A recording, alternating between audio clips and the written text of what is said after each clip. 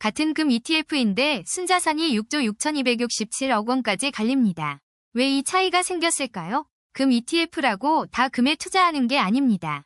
오늘 핵심은 이겁니다. 같은 금 섹터로 묶여 있어도 어떤 상품은 진짜 금 가격을 따라가고 어떤 상품은 사실상 현금처럼 금리를 쌓습니다. 그래서 수익률, 변동성, 거래 편의성이 완전히 달라집니다. 기준일은 2026년 8월 20일이고 금 섹터의 1개월 수익률은 플러스 17.49%입니다. 딱 보면 금 관련 상품이 다 같이 올랐을 것 같죠. 그런데 세 ETF를 나눠보면 전혀 다릅니다.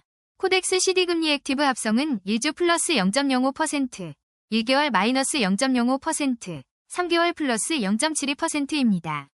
에이스 KRX 금연물은 1주 마이너스 0.13%, 1개월 플러스 5.98%, 3개월 마이너스 7.91%입니다.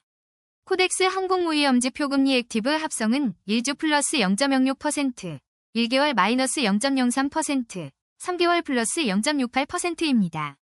여기서 첫 번째 차이, 수익률입니다. 1개월만 보면 에이스 KRX 금연물이 플러스 5.98%로 가장 강합니다. 코덱스 CD금리 액티브의 마이너스 0.05%보다 6.03%포인트 높고 코덱스 항공무위험지 표금리 액티브의 마이너스 0.03%보다 6.01%포인트 높습니다.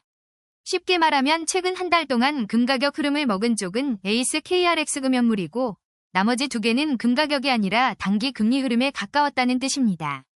그런데 3개월로 보면 분위기가 반대로 바뀝니다. 에이스 KRX 금연물은 마이너스 7.91%인데 코덱스 CD금리 액티브는 플러스 0.72%, 코덱스 항공무위험지 표금리 액티브는 플러스 0.68%입니다.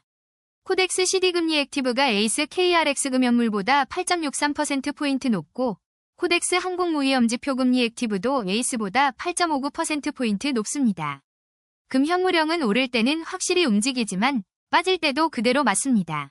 반대로 금리형은 큰 폭의 상승은 기대하기 어렵지만 변동성이 작고 하루하루 이자가 쌓이는 구조에 가깝습니다. 두 번째 차이, 규모와 유동성입니다.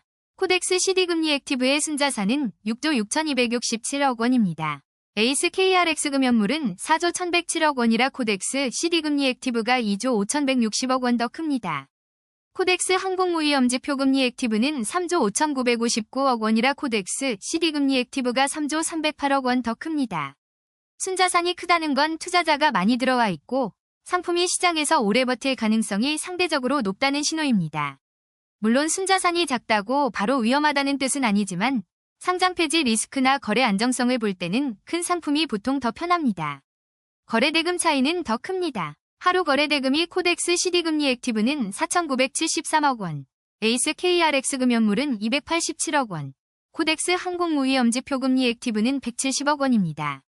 코덱스 CD금리 액티브는 에이스보다 4,686억 원 많고 코덱스 항공무위험지 표금리 액티브보다 4,803억 원 많습니다.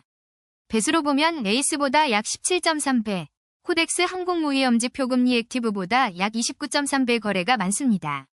단기 트레이더에게 이 차이는 중요합니다.